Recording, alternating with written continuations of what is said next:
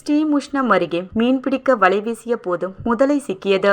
இறந்த நிலையில் முதலை பிடிபட்டதால் பொதுமக்கள் அதிர்ச்சி. கடலூர் மாவட்டம் ஸ்ரீமுஷ்ணம் அருகே கோதண்ட விளாகம் கிராமத்தில் உள்ள குளத்தில் மீன்பிடிக்க சிலர் வலை வீசினர். அப்போது சுமார் 100 கிலோ எடை உள்ள முதலை வீசப்பட்ட வலை ஒன்றில் சிக்கியது. உடனடியாக முதலையை கிராம மக்கள் வனத்துறைக்கு தகவல் தெரிவித்து ஒப்படைக்கும் முயற்சியில் இறங்கினர். அப்போதுதான் முதலையை கவனித்தனர். முதலை எந்த விதமான அசைவுற்றும் இருப்பதை அறிந்தபோது முதலை ஏற்கனவே நீருக்குள்ளேயே இருந்திருக்கும் எனவும் அறிந்தனர். அதிர்ச்சியும் அடைந்தனர்.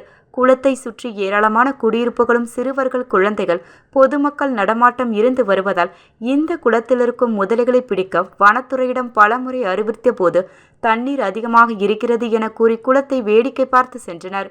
வனத்துறை என்பதும் குறிப்பிடத்தக்கது.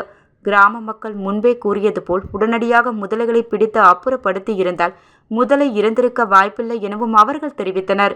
மேலும் குளத்தில் இன்னமும் 2க்கும் மேற்பட்ட முதலைகள் இருந்து வருகிறது என தெரிவிக்கும் குடியிருப்பு வாசிகளும் பொதுமக்களும் காலம் தாழ்த்தாமல் உடனடியாக குளத்திலிருந்து அப்புறப்படுத்தி தர வேண்டும் எனவும் அச்சத்தோடு கோரிக்கை வைத்து வருகின்றனர்.